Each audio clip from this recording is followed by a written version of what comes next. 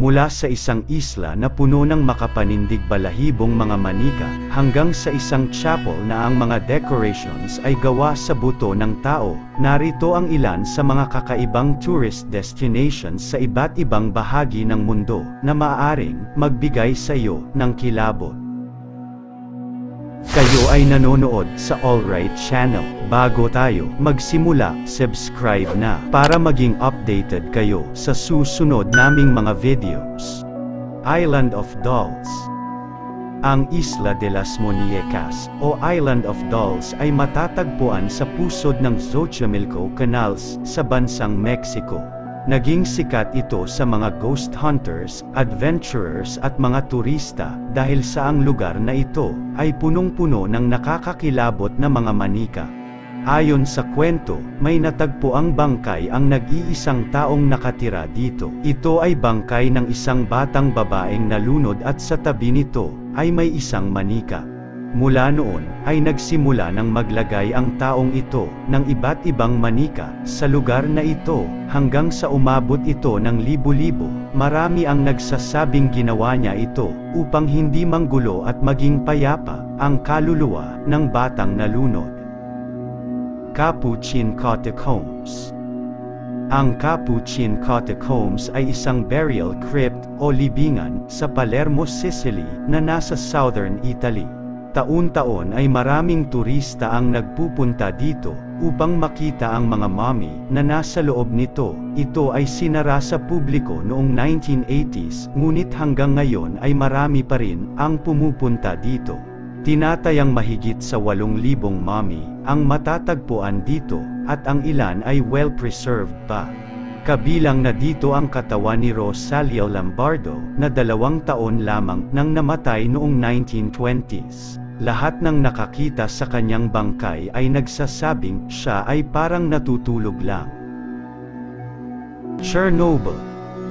Ang Chernobyl ay isang abandoned city na tila ba isang ghost town na matatagpuan sa Ukraine. Ito ay nilisan ng mga taong nakatira dito noong 1986 dahil sa pagsabog ng isang nuclear power plant. Naitala ang pangyayaring ito bilang largest nuclear disaster sa kasaysayan. Ayon sa mga nakarating na dito, ang lugar na ito ay magbibigay ng kakaibang kilabot dahil mababakas ang takot na naranasan ng mga tao noong naganap ang trahedya kung saan maraming tao ang nasawi. Nagsimulang maging interesado ang mga turista na puntahan ang lugar na ito pagkatapos sumikat ng video game na Stalker, dahil ito ang background ng virtual reality game na ito. Sa ngayon, ay limitado ang pagbisita ng mga turista dito dahil sa radioactive pa rin ito. Bran Castle. Ang Bran Castle ay kilala bilang Dracula's Castle. Isa itong national monument at landmark sa Romania. Marami ang naniniwala na ang mga vampira ay nagmula sa Transylvania, na isang rehiyon sa Romania. Dito matatagpuan ang kastilyong ito. Ang paniniwalang ito ay dahil na rin siguro sa libro ni Bram Stoker na Dracula. Ang House of Draculisti ang namumuno sa Transylvania noong unang panahon, sa ilalim ni Vlad III, na tinaguri ang Vlad the Impaler, dahil sa paraan niya sa pagpatay sa kanyang mga kaaway. Maraming mga turista ang nais na puntahan ang kastilyong ito, dahil naniniwala sila na si Vlad III ay si Dracula. Nagorodol Village. Dahil sa pagbaba sa bilang ng mga matatanda na nakatira dito, at sa pag-alis ng mga kabataan, ay unti-unting lumiliit ang population ng Nagoro Village sa Japan. Ayon sa kwento, may isang artist na nagngangalang Ayano Tsukimi na dating residente dito, ang bumalik at napansin ang pag-unti ng mga taong nakatira dito. Dahil dito ay gumawa siya ng mga life-size na mga manika at inilagay sa iba't ibang lugar sa village upang di umano magkaroon ng buhay ang lugar. Ayon sa mga tiga rito, ang mga manikang ito ay ginawa niyang kamukha ng mga taong dating nakatira dito na umalis o namatay na.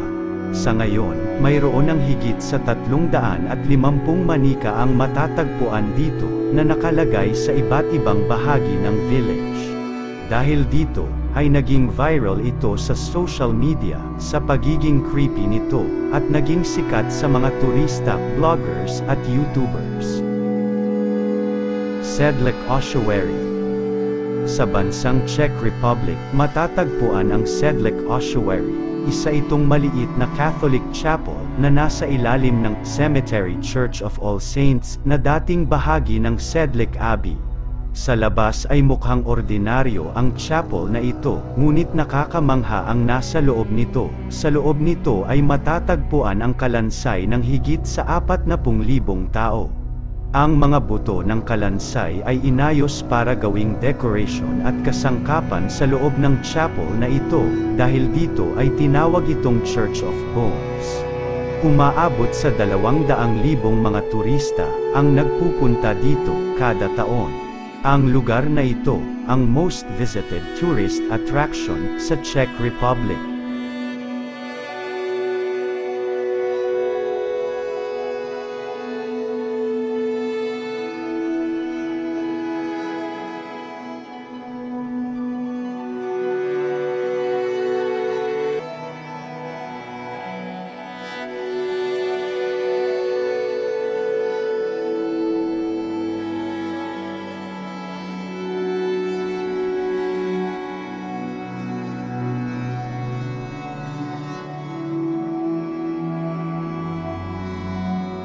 Alin sa mga lugar na ito ang nais mong puntahan?